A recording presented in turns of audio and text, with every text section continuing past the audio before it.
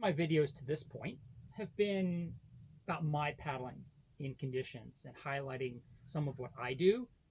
And a lot of that is in hopes to inspire you to get out there and get motivated to get some skills to be out in those same conditions because it is a lot of fun and it showcases everything I do and by default everything that I teach paddlers to do to be able to paddle in those conditions. The other thing I've done a bit of, and we'll add some more over time, are some instructional videos. Get you at least some idea of some of the things you can start working on by yourself, and then maybe reach out or hopefully reach out to an instructor to further those skills and get a little more hands-on experience.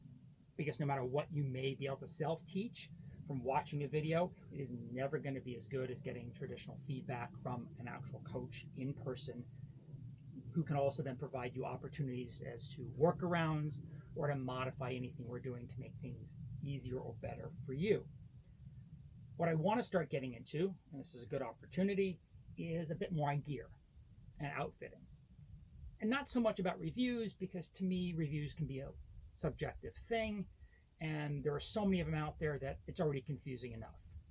My focus rather should be on, will be on, what I use and why, some of the things I don't use and why, the critical gear, benefits of it, when and where it's used, how it's used, and that sort of thing. I want to start with the Storm Cag.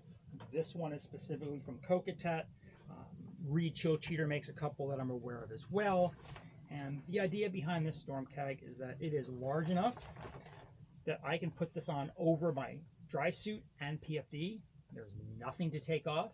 Makes it real easy when I land to grab this out of a hatch, throw it on before launch, real quick to take it off, toss it right back in the hatch. Maximizes the amount of time I can be wearing this on the beach. And its primary reason is that if I'm wet and it's windy, this is going to keep me out of the wind. It's a great windbreak, no convection cooling. And it'll prevent any evaporative cooling in terms of that, especially with that cold air coming over a wet dry suit and gear. If you find you get chilled on a beach or by the end of lunch and ready to get back in the water, this is a must-have. It also works well as an emergency blanket or bivy. That it is long enough that I can put this on someone who might be a bit cold or have concerns about in terms of their temperature. I can have them tuck their knees up to their chest, and this will go right down to the floor. So it is a good way to get out of the cold, get people warming up pretty quick. On that note, you do not need to spend as much money as this will cost. A good double XL or triple XL, depending on your size kit, rain poncho will work just as well. Just make sure, obviously, it has a hood, which it should from a rain poncho.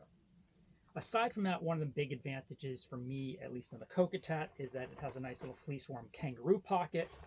I can throw my gloves in this little pouch in here, keep my hands nice and warm and still free for use while I'm on the beach, especially for an extended period of time. And I can get my hands at least out of my wet gloves, but still keep them warm. The other main reason for this has to do with it being used on the water. This is large enough not only to go over my entire kit, but it is designed to go around my cockpit combing. It is effectively going to work as a spray skirt. That gives me a couple of options. If I'm still cold on a beach or it's a long, wet, rainy, windy paddle, I can simply wear this once I get cold and not need to take it back off again. And I have the option of taking my skirt off and stowing it and just using this on a calm paddle for moderate conditions.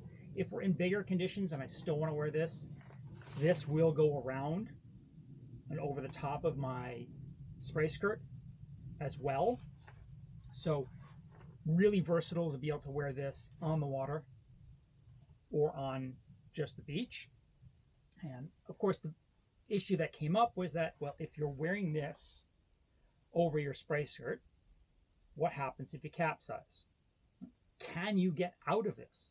Because we effectively now have two spray skirts. Again, one option is to not use your standard spray skirt and you're only releasing the Storm Cag. But what if you do have this spray skirt on underneath because you're in bigger conditions? And the second piece was, how easy is it to get back in the kayak when you're wearing something like this? And that will apply even if you have a big, bulky double or triple XL rain poncho. So off to the water.